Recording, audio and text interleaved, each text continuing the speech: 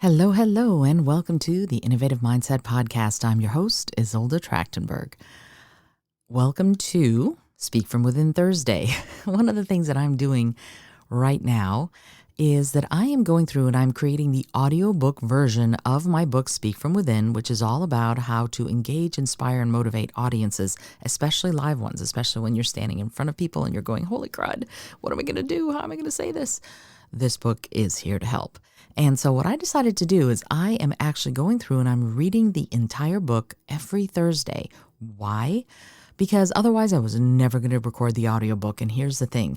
You can hear these Thursday episodes now, or you'll be able to buy the book, the entire audiobook. And I don't actually even know how much I'm going to charge for it, but you'll be able to buy it, but only on my website. You will not be able to buy it like on Amazon or Audible. I'm just not going to do it. I decided I'm just going to sell it off my website.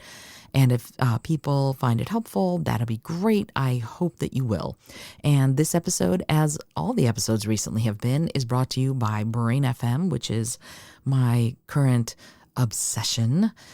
It's a neuroscience music app that helps you meditate and think deeply and create and even sleep. And that's what I use. I use it for all of that stuff. It's awesome.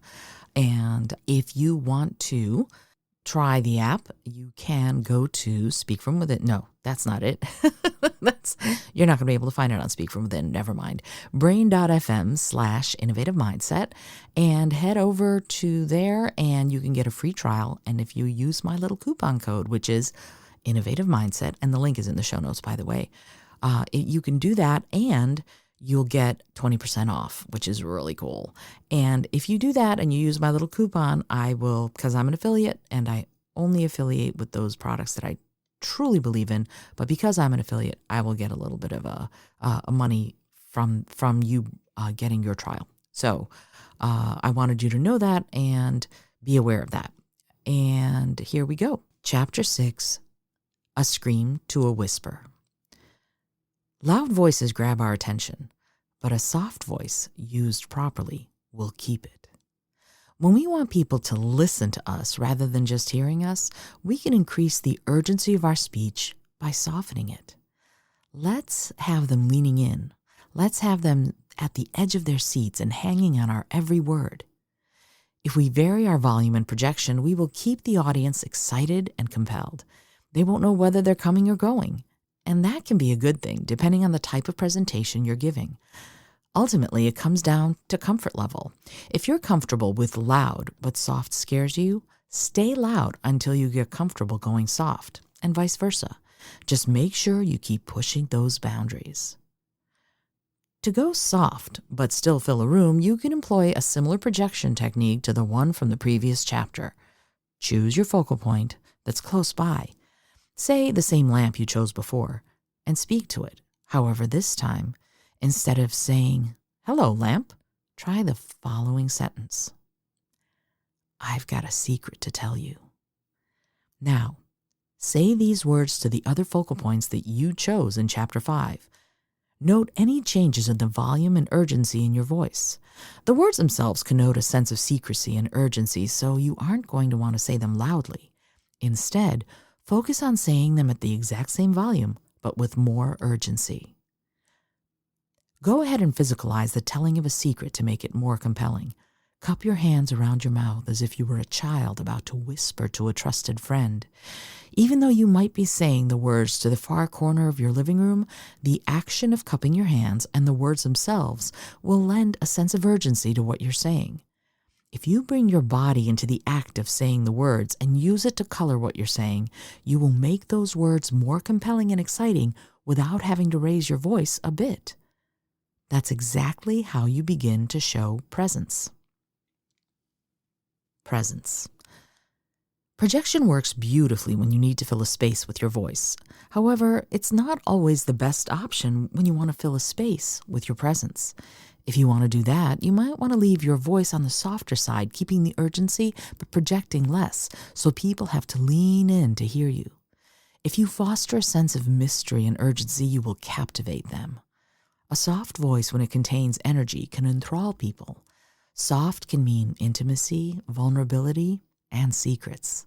Soft can mean enticement, and that can make all the difference depending on what you have to say. I imagine you might be thinking, soft?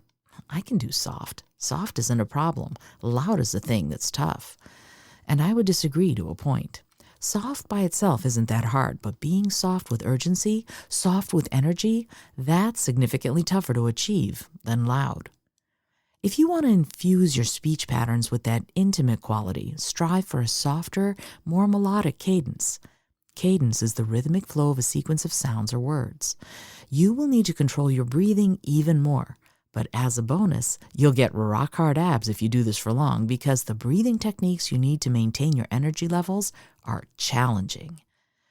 The best way to describe it is that you must maintain a huge output but a laser focus. Your voice will be powerful, but it won't diffuse to everyone in the room all at once. Rather, you will connect with individuals. Make sure you engage with people one-on-one while you speak to them with this soft but focused energy.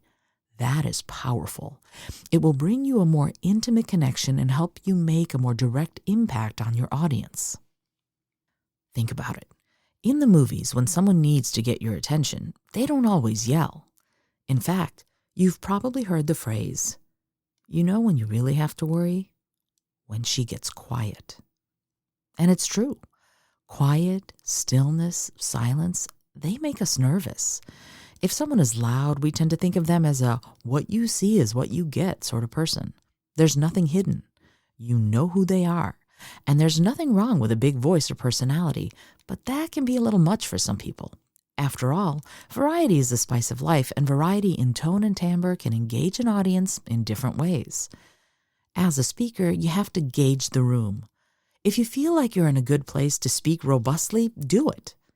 If, on the other hand, the audience wants a quieter intensity, you can employ techniques that will allow you to own the room without ever once raising your voice.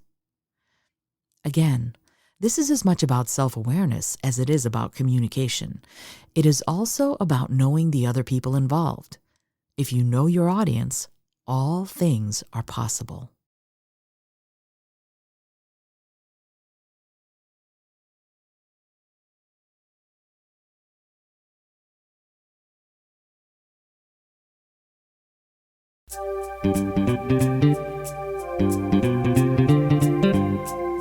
Thank you so much for joining me today. I really appreciate you being here.